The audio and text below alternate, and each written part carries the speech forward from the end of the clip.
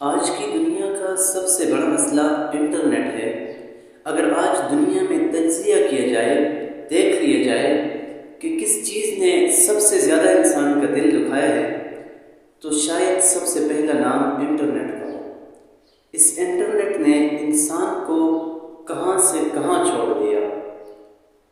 اصل میں انٹرنیٹ کہا جاتا ہے inter into the net. Net جال کو کہا جاتا ہے، یعنی جال میں انٹر ہو جائے، اور جب انسان اس جال میں انٹر ہو جاتا ہے پھر دھنستا چلا جاتا ہے، اس جال میں پھنستا چلا جاتا ہے، یہاں تک کہ انسان کو اپنے پاس والوں کا بھی خیال نہیں رہتا۔ اس انٹرنیٹ کی زندگی نے انسان کی کتنی نمازیں ضائع کروا دی، کئی اوقات، کئی قیمتی اوقات جن میں انسان تلاوت کرتا، ذکر اذکار کرتا، انسان سے چھڑوا دیا۔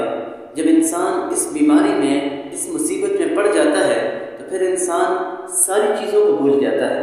حقوق العباد ضائع ہو رہے ہیں، والدین کی خدمت نہیں ہو رہی، نمازیں ضائع ہو رہی ہیں، قرآن کریم کی تلاوت نہیں ہو رہی، ذکر اذکار نہیں ہو رہا، انسان سمجھتا ہی نہیں کہ میں کہاں ہوں اور میں کیا کر رہا ہوں۔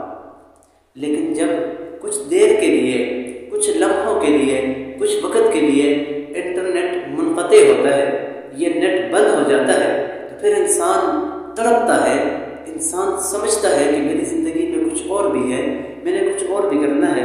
پھر انسان کا وقت گزرنا مشکل ہو جاتا ہے، انسان کو اس کی لت پڑ گئی ہے، آج سے اس سے جان چھڑانے کی کوشش کرے۔